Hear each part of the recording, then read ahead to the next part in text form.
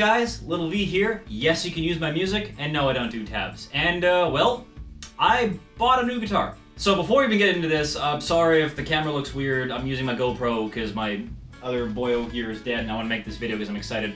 And the lighting's probably all weird and stuff, so I apologize for video quality. Anyways, for the last couple of years, I've wanted a V. And actually, I think it was a couple conventions ago, I think it was one of the music guys going like, why don't you have a V? So I followed it up with, yeah, why don't I have a V? So I have rectified that problem with this boil right here. And I've been kind of looking for one for the last couple of years, and there hasn't really been one that's been really eye-catching to me, or like really meant we like salivate and go, yeah, I want this one. Flash forward to about 8 months ago, and Ola England started up Solar Guitars, and he created a really cool V. And most importantly, he created a V with an Evertune. Now, unfortunately, that model was a limited run and was sold out, and I was like, well, crap. But now, good news, there is another model with possibly one of my favorite finish types in the world. So I got myself here a Solar V1.6. What's it called? Open Pore Finish? It's one of the artist series. It's the one with the Evertune, and I'm excited, and we're gonna open it up. Unfortunately, good old Canadian Customs did most of the unboxing for me, because of course they did, probably checking for all sorts of manner of goodies, and so I had everything, I had the knife prepared, I had everything, and it was all kind of torn up and not re-taped up, so thanks Canada. Yeah! Everything's gonna look really weird because we're on wide angle mode right now, but I don't want to like miss my reaction by accident. So yeah, first thing first, comes with a nice soft bag. It's a really nice quality bag too, definitely nice and thick, definitely something you don't have to worry about with throwing it around and stuff. Let's open it up, shall we? So I've never owned a V before, so this should be a lot of fun, and very much excited to give it a, oh cool, it straps in, I like that. More cases should do that. Oh, that's cool. Sorry, I'm admiring the case and its design. It's got a nice bit at the bottom here for the bottom of the V to open it up, this little cloth thing. Hope you guys can see it. I don't know. You guys don't care about the bag. I'm gonna throw the bag over here. Alright, here we go! Yeah! Oh, that's pretty. Oh, that's really pretty. Hell yeah. Hell yeah, dude. So, here's the best thing about the Evertune. It's in tune! Hey! And it's in D standard, so that's actually fantastic. It's in D standard. I was gonna put it in drop C, so I'm already most of the way there.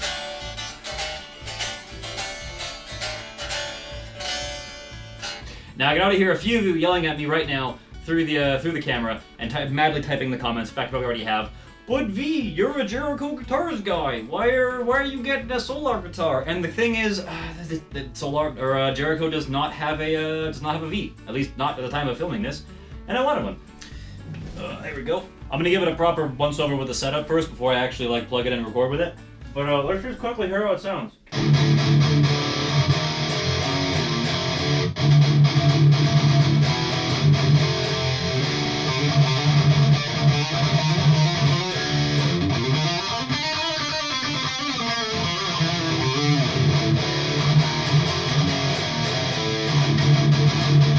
Yeah, I like it so far. Action's just a little bit high, just a touch high, then I like it. So I'm gonna go quickly make a couple adjustments, put this down to drop C, and then we'll go from there.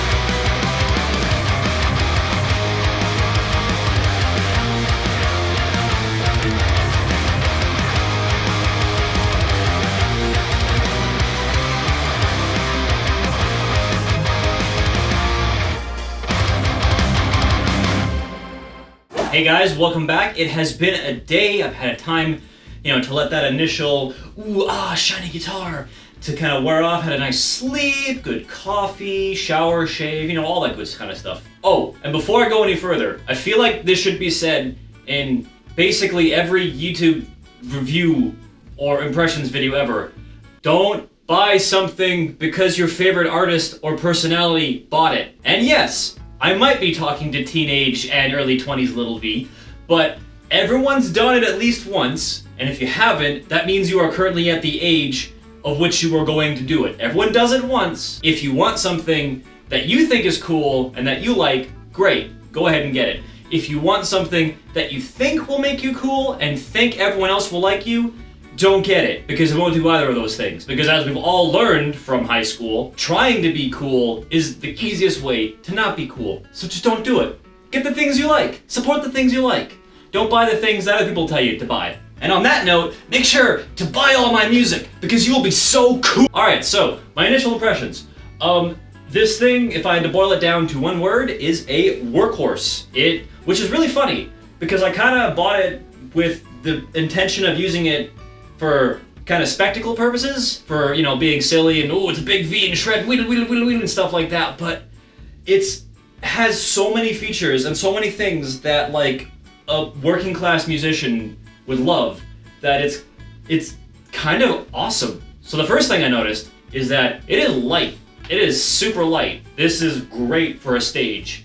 It's not Ibanez light, but it's definitely nowhere near like Les Paul heavy. It is super easy and comfortable. You could definitely throw this on your shoulder for an hour and probably be fine. Now, the next thing, my big concern, of course, with a light guitar is, how's the neck dive? And well, it's fine.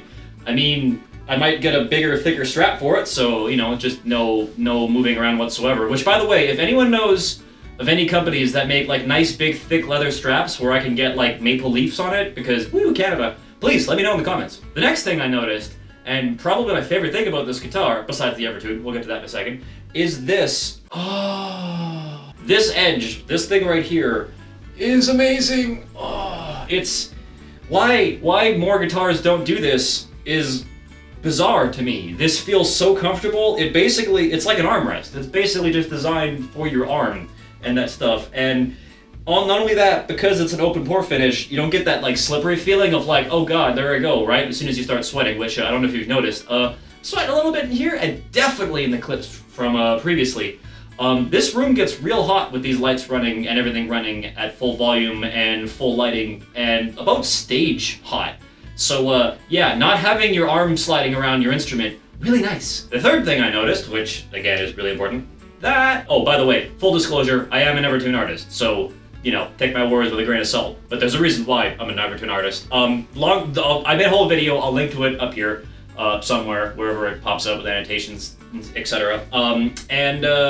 Yeah, basically it keeps your guitar perfectly in tune, and it's a 100% mechanical system, so there's no batteries, none of that crap, and it's great.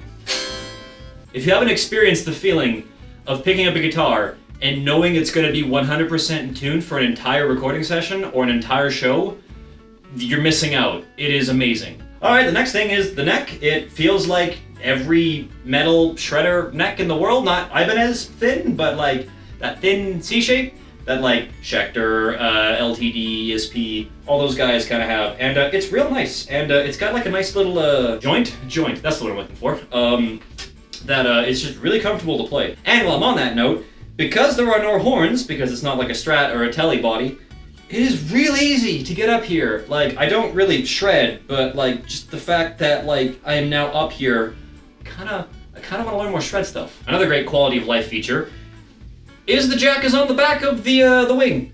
Please, people who make Vs, do this. Oh my god, this is so great. Don't put it in here so when you're sitting, it's like poking at the cable, because it's gonna wreck the cable or the input jack real quick.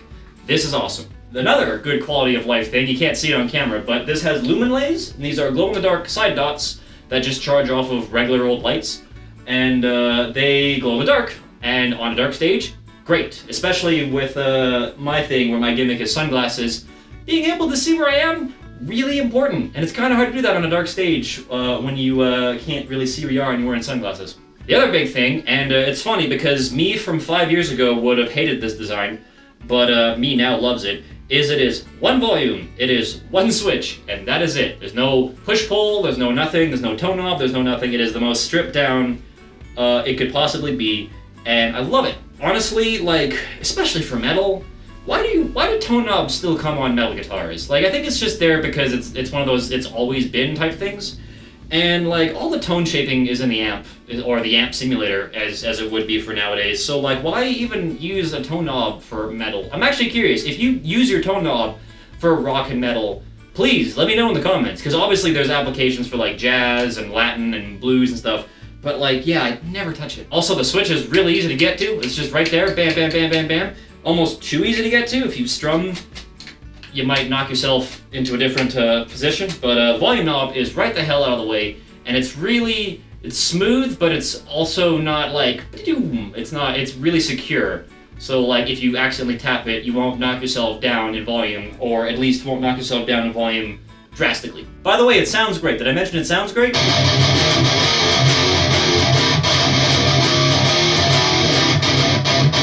Surprise, surprise, the guitar from Ola England chugs. Wow, I'm actually really surprised with how the neck pickup sounds. It's really like warm and bluesy, would be the best term I can use for it.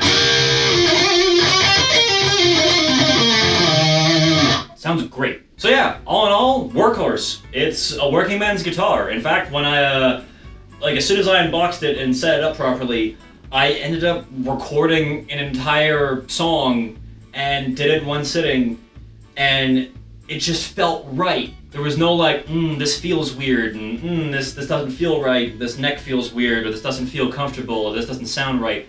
Like, it was literally to just plug into my setting on the Helix, which is, if you're curious, the Boss Overdrive, these are all quotes because they're not legally that, into the Line 6 Badonk, just a really bass-heavy dual rectifier, into some Rosen digital cabs, IRs, and it was perfect. It was just like great, awesome play, and that I think speaks volumes about the instrument a lot. That I picked it up, it was super comfortable to play, and that it sounded great immediately out of the box. Hell, the joke I made at the start of this video, that's preset 1 on my Helix, and I just played something on, it worked. It sounds great. Even the joke sounds great. But I guess the true test, like any good instrument, especially one that's a workhorse instrument, is will you see this guitar after a month?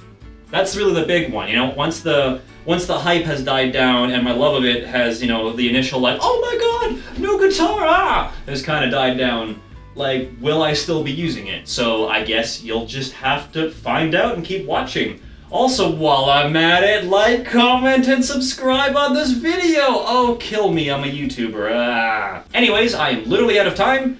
The card on my GoPro is about to fill up in 45 seconds. So, rock on, peace out, we'll see you next time.